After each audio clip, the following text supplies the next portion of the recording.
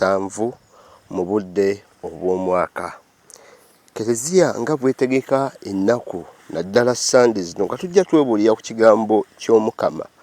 Buli Sande ebeerako kyeyongera okutuyigiriza, okutuyita okwebuulirirako, ate n'okutuyita okuddamu okukula naddala mu kukkiriza, mu kwagala ne mu kusuubira. Olwaleero twakatambulako Sande 7 bweddu. Sande zino 7 buli Sande tuzze tubaako kye tuyigirako. Gwe ng'Omukristo ddamu otunula emabega. Mu Sande 7 bye wayiga Sande eziwedde okyabijjukira, okyabitambulirako, ate ne Sande ya leero ne twongerako. Nga omusomesa bw'ayongera ku syllabus oba ku bintu abaana bye balina okusoma, leero ne twongerako. Tuyinza okugamba Sande ya leero tutandise omulamwa omupya ogutakwatagana nnyo na mulamwa guwedde, naye ng'ate tukyali mu kusoma kwe kumu. Omulamwa ogwa leero Yesu Kristo agutuwa mu Vvanjiri: mwagale balabe bammwe.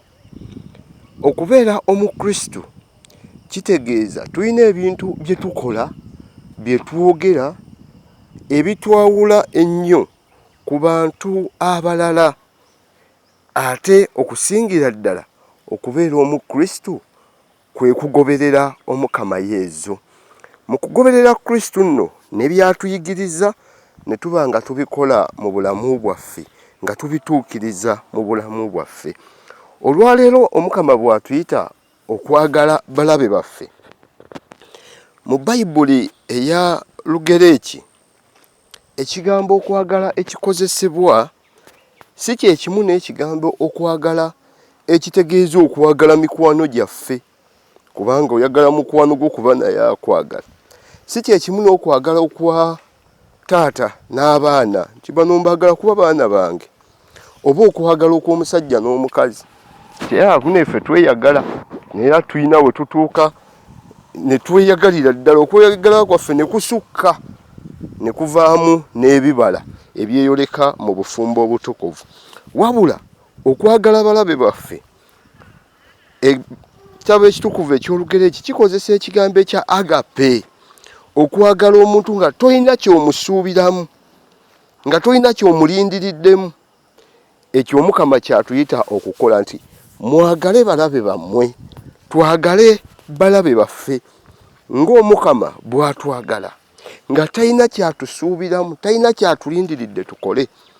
Mu bulamu bwaffe tuyinza okugamba si kyangu kwagala mulabewo, si kyangu kusembeza mulabewo, naye Omukama atuyita twagala balabe baffe, tubakolere bulungi. Bwe baba nga balina kye batututteko, oli najja n'akutwalako ekintu kyo, muwe n'ekirala. Bw'akuba oluyi teekawo n'ettama akube n'olulala. Okwagala kuno Omukama kwatuyitamu ku Sande eya leero kwe kwagala okwagaliza n'abo abatatwagaliza birungi. Nti oli newankubadde takwagaliza, gwe mwagalize. Newankubadde akwagaliza obubi, bw'oba ofunye omukisa gwe mwagaliza ebirungi. Kubanga Omukama addamu okutubuuza, bwe tweyisa ng'abalala bwe beeyisa ne twagala abo abatwagala, abakafiiri si bwe bakola? Bwe tukolera abo be tusuubira otukolera obulungi nga nabo betukolera obulungi, abakafiiri si bwe bakola? Kati ffe Obukristo bwaffe bugenda kuyitawo ddi awo? Obukristo bwaffe bugenda kuyitawo nga n'abo abatwagaliza birungi tubasabira, n'abo abatatwagaliza birungi tetubaagaliza bibi, n'abo abatatwagaliza birungi nga tetubateerawo butego kubaviirako kufa oba kutuuka ku bulabe.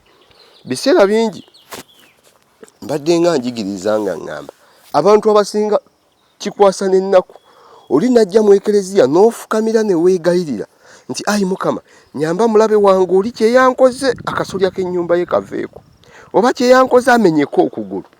Leero Mukama atugamba butereevu, mwagale balabe bammwe, si kubasembeza nti tubeere nabo, tulye nabo, tutambule nabo, nedda. Naye tubaagaliza ebirungi nga tetulindiridde nti oba bajja ttambula naffe, nga tetulindiridde oba bagenda kufuuka mikwano gyaffe. Oli ne wakwana emyaka 10, gwe sigala ng'omwagala, sigala ng'omwagaliza bulungi. omukama kyatusaba bwe tutyo nno tusobole okukeera ku makya tugambe nti mu mazima tuli bakristo. Essomo erisoose tuwulidde Sawulo ne Dawudi. Sawulo ng'ayigganyiza Dawudi okumala akabanga. Tuyinza okugamba buli muntu bw'omuntu bwaffe omukama yawa Dawudi omukisa n'asanga omulabe we, omulabe akunoonya okukutta nga yeebase nga n'ekisi weekiryawo. Dawudi omuweereza we n'amugamba nze leka mutoge effumu omulundi gumu nkakasa nga seetaga mufuga lwakubiri tajja kuvaawo tumutunge ku ttaka. David n'amugamba nedda, lwaki nze ate nzita omusiige w'omukama. Era David bw'atyo Dawudi n'agenda ewala n'aleekaana kabaka effumu lyo liirino. Dawudi ekikolwa kyatulaga omukama kyatuyigiriza ne mu Vvanjiri, mwagale balabe bammwe.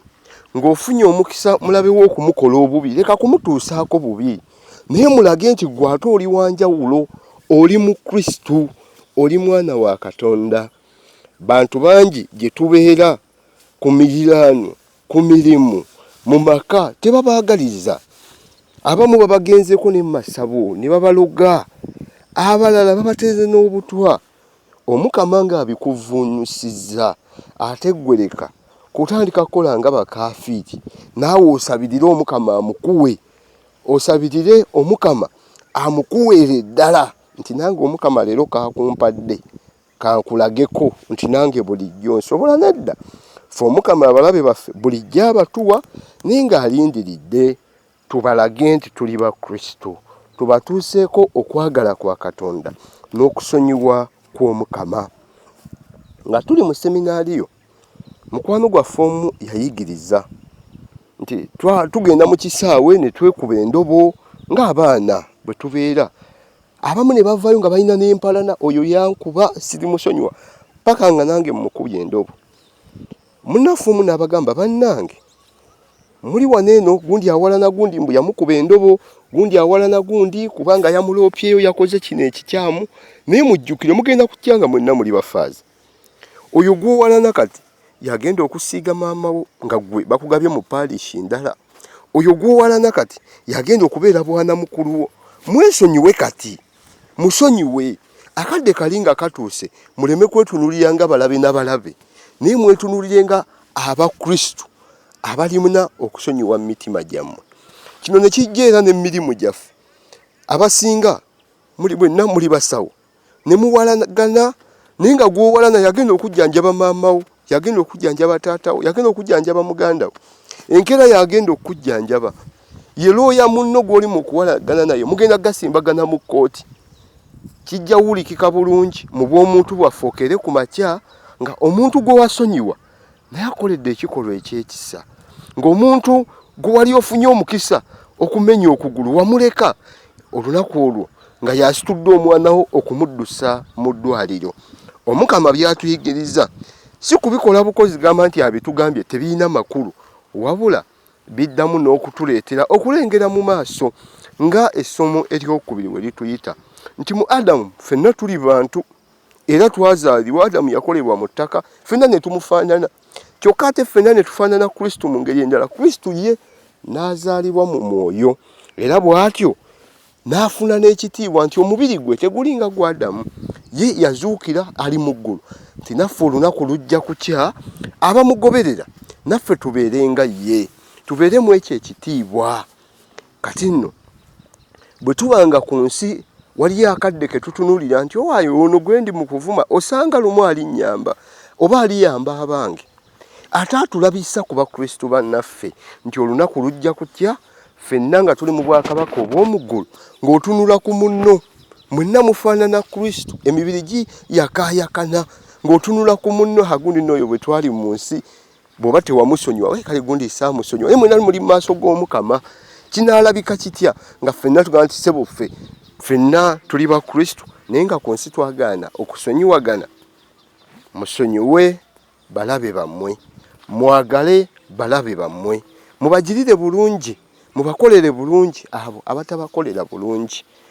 kubanga bwe tunaakola ng'abakafiiri obukristu bwaffe tujja bba tetubujjulidde, tujja bba tetusaanidde nakusaanira kugamba nti tuli baana ba Katonda, tuli bakristo. Omukama abeere nammwe.